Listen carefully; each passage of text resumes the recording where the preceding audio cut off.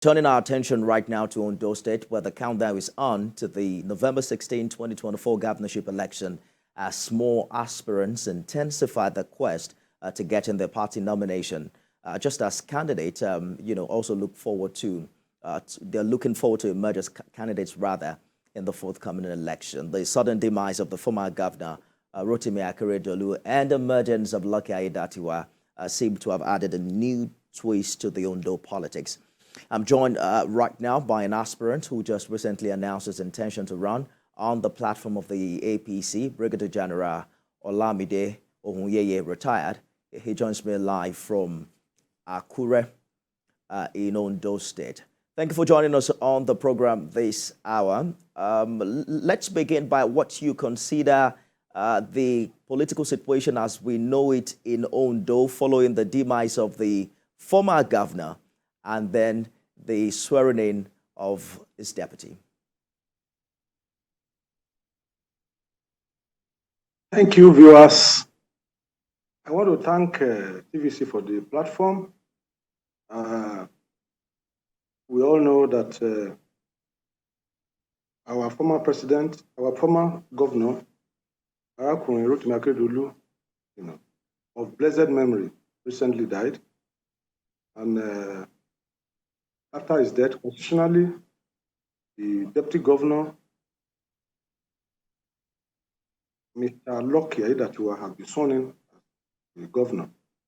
The state is very stable. The people are breathing the fresh air, and the governor is settling down with a business. So there's peace and tranquility within Ondo State. Thank you.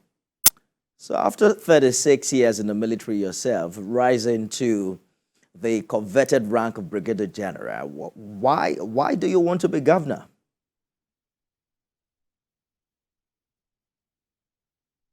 Why do I want to become governor? The call to bridge developmental gaps between Ondo State and its peer states or state of equal revenue status has been resonating. And which are those states? I'm talking about oil-producing states of Bayelsa, Rivers, Akwa Ibom, Edo Delta, and Imo, and possibly there's some new entrants. Now, if you look at the development between all these states, there is a yearning gap between what you see on the ground in those states and my dear Sunshine State, Ondo State. And this has led to a series of calls that have been resonating from all quarters that this gap should be bridged. And that has brought compelling need to look at a new age agenda for the state.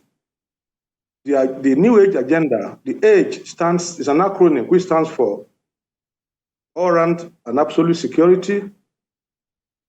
G stands for good governance, and E stands for empowerment.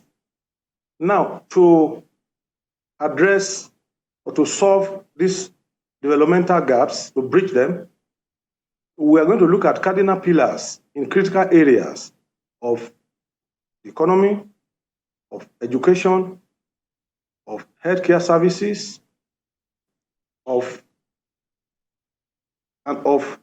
security.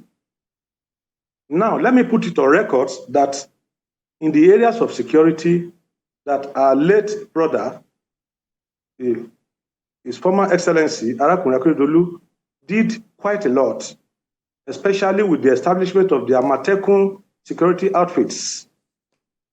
Nevertheless, I will leverage on my professional competence or in my core areas of capacity to ensure that I take a critical look at Amateku and position it for optimal functionality. Hold that thought for a minute, Brigadier General. We're going to be looking more into the political developments in Ondo, particularly considering you're a greenhorn in politics yourself. Now to Accra, where we're monitoring developments ahead of the APC primary election for the governorship election in that part of the country. Brigadier General Olamide Onyeye, retired, joins me live from the Ondo State capital. Thank you for staying the course on the program. Let's quickly touch on the latest developments in Ondo. We understand that you were reportedly absent from the APC stakeholders meeting that was called by the governor on Monday. Is it that you didn't get the invite? Because the chief press secretary to the governor did mention that every stakeholder was invited to that meeting. Thank you very much. I didn't attend the stakeholders meeting because I was not invited.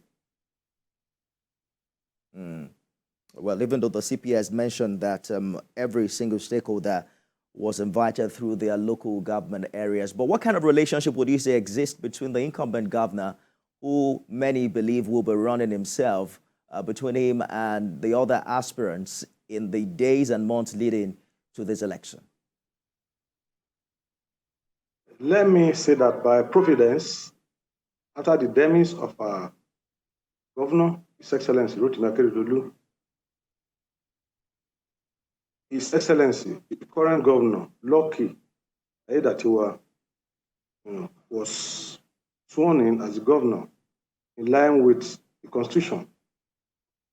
And by virtue of the authority placed on him, it becomes incumbent on all citizens of Ondo State to work with him, to cooperate with him, to forge a developmental agenda with him, to move Ondo State forward. And by that simple fact, every citizen is supposed to have a cordial relationship with their governor. And that is exactly where I stand. The relationship between me and the governor is very cordial, very mutual, very respectful, and is very, very good. How challenging would you say governance is now for Ondo State? Because the new governor just emerged few months to another election, and by February, in a matter of weeks now, your party will also be looking at the primary election. Some say there is so much distraction away from governance, as it were. What are your thoughts about this? I want to say that the governor has settled down to work, and I don't see why he should be distracted. Nevertheless, the issue of change of government elections comes with a lot of interests. Several aspirants emerge, and in this case, the governor is also one of the aspirants. So I expect that it will be very challenging for him because he has a double cap now. He needs to square up himself with the schedule of office as a governor.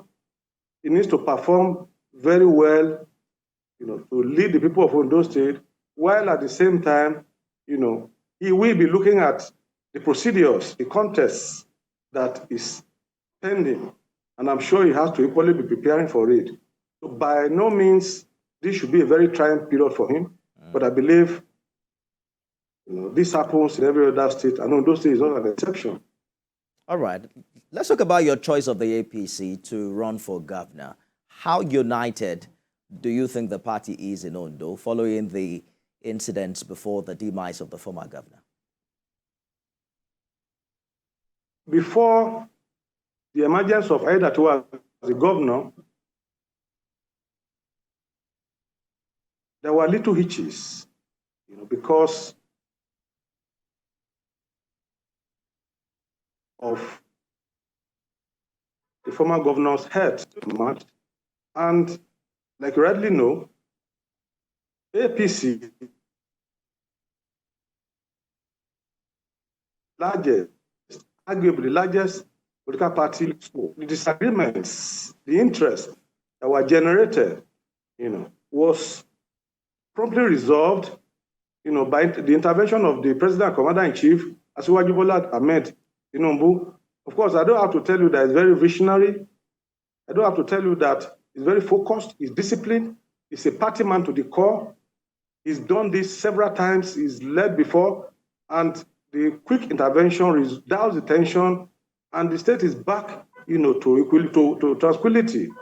So there is no disagreement within the party because all party members are expected to be loyal to the party structure, to work assiduously to ensuring that the party succeeds in subsequent elections and to uphold the name and integrity of the party as the largest political party in Africa. So how bright do you think your chances are?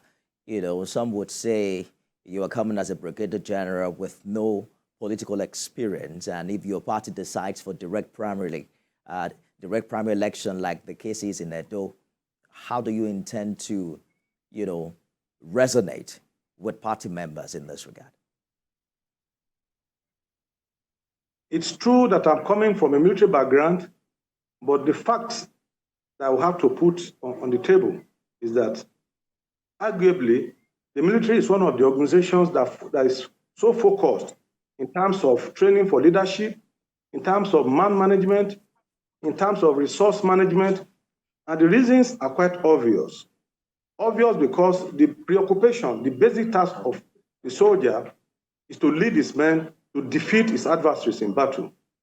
And because of this fact, right from your day as a cadet in the academy, you are exposed to elementary knowledge in leadership, man management, control of resources, discipline, initiative, focus, poise, and a whole lot of other, training areas. Having said this, my case might be further enhanced by the fact that I'm fully equipped, not only in terms of academic qualifications, but in terms of professional competence. Of course, for academics, I have the basic bachelor's degree, 2 of them, 1 local, 1 foreign, master's degree, 2 of them, 1 foreign, 1 local, and a PhD from the prestigious University of Nigeria, Nsukka, UNN. In addition to this, I'm equally equipped professionally. I'm a chartered accountant, a fellow of ICANN. I'm equally a fellow of Association of Chartered and Certified Accountants of UK, ACCA, and that is the largest and the fastest growing accounting bodies in the world. I'm equally a fellow of the Nigerian Institute of Management. I'm also a fellow of Chartered Institute of Tradition of Nigeria. So with all this, yeah. I believe in a round peg in a round hole, well equipped in terms of top-notch capacity, well equipped in terms of global experience and expertise, well equipped in terms of training to lead the people of Ondo State towards ensuring a collective and corporate growth that will reduce the mass and pervasive level of poverty, right, that will reduce the weaponized, the poverty that has been used to weaponized, to defeat the people, that will take power, and give it back to the people, that will ensure that every areas of the human facets are properly taken care of as much as resources are allowed. Certainly, I will deliver based on global best practices as you see in all nations of the world, not because I am myself, but because I've been privileged to be exposed to all these training programs world over. I'm afraid that's our time. Brigadier General, we look forward to how things, play out in the coming days leading to the primary election, I believe, in April, and also particularly see how things turn out politically in Ondo State. Brigadier General Olamide Onyeye retired, is an APC aspirant, aspiring to be the candidate of the APC in Ondo State. Thank you so much for sharing your thoughts with us on the program this evening.